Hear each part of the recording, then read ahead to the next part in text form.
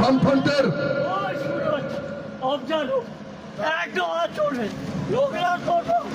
আজ মামাটি মানুষের সরকারের মুখ্যমন্ত্রী, মহিলা মুখ্যমন্ত্রী মমতা ব্যানার্জির আমলে সেই 2012 সালে পার্ক স্ট্রিট ধর্ষণ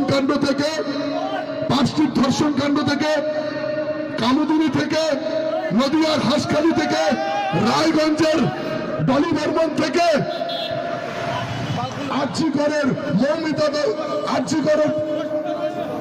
আরজিকরের ডাক্তার বোন মৌমিতা দেবনাথ থেকে শুরু করে দুর্গাপুরে মেডিকেল কলেজের ছাত্রী একের পর এক ধর্ষণ হয়ে যাচ্ছে।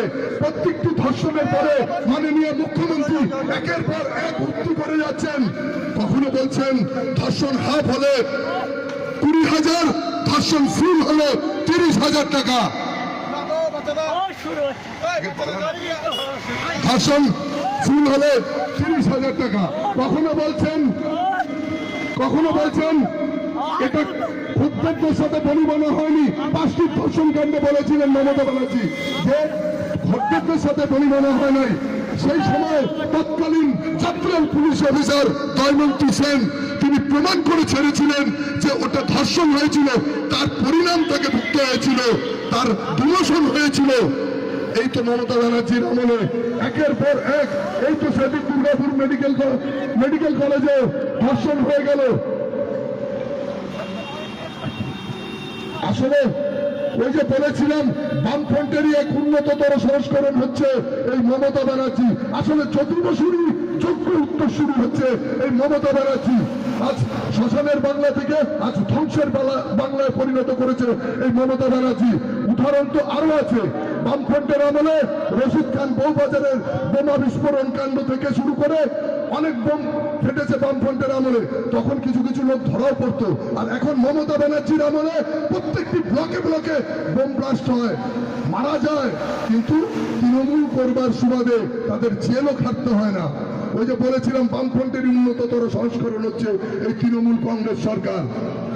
আজ বামফ্রন্টের আমলে ভারতীয় জনতা পার্টির যত কার্যকর্তা শহীদ হয়েছেন 2011 থেকে 2025 সাল পর্যন্ত প্রায় 256 জন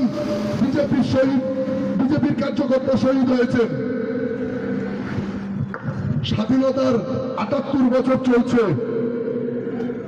বিজেপির শহীদদের প্রতি একটি তর্পণ, ये आजादी को कभी सामना होने दूंगा, बीजेपी शहीदों को कुर्बानी कभी विफल नहीं जाने दूंगा। बाकी हो जो एक बूंद लहू की तब तक भारत माता की आंचल और डॉक्टर श्यामा प्रसाद मुखर्जी का फसल एक पश्चिम बांग्ला को कभी तृणमूल कांग्रेस की तरह नीलाम नहीं होने दूंगा। परिशेषे আমাদের ভারতবর্ষের যশস্ব প্রধানমন্ত্রী মাননীয় নরেন্দ্র মোদীজির কার্যকালে আমরা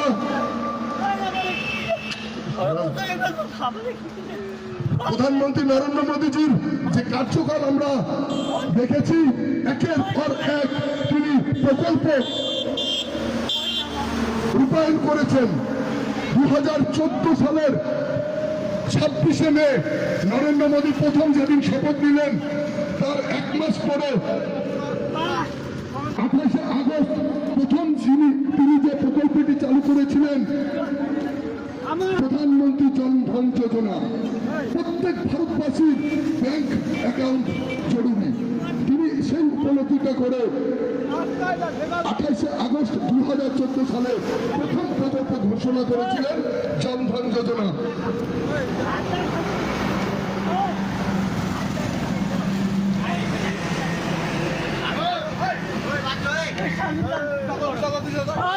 জনধন যোজনা তার শ্লোক কি ছিল? আপনা খাতা ভাগ্য বিধাতা। প্রত্যেক ভারতবাসীর নিজস্ব অ্যাকাউন্ট থাকবে আর তার পরিশ্রমের টাকা, তার প্রাপ্য টাকা সেই অ্যাকাউন্টে ঢুকবে করেছেন।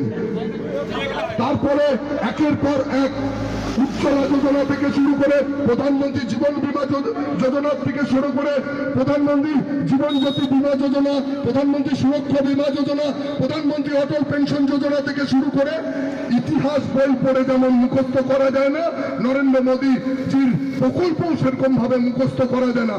তার মধ্যে তিনি যে উল্লেখযোগ্য কাজগুলি করেছিলেন দু একটি আপনাদের সামনে উদাহরণ হিসাবে তুলে ধরছি। প্রথমেই